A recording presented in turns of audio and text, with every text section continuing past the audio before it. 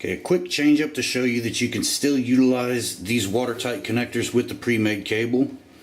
This is how the cable looks as you get it from the reel. You'll see here I've modified. I've had to cut away this portion, and I've also had to take a razor and clean these edges up so that they're rounded. I've also had to cut this in half so that it can be slipped over the cable. But again, your installation order, you put the rear piece on first, slip this around the cable, and this is the reason why we had to cut so much of this cable off, because it is shaped just like the RJ45 connector. It's a bit of a pain in the tail, but it can be done.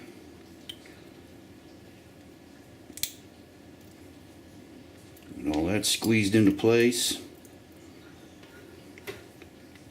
like so. And again, rubber O-ring, make the connection,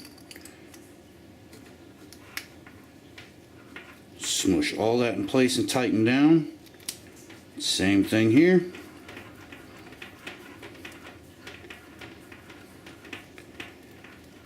And we now have a good watertight connection around our pre-made cable. If you have any questions on this topic, you can always give us a call, but this is honestly one that's easier to just show than to explain.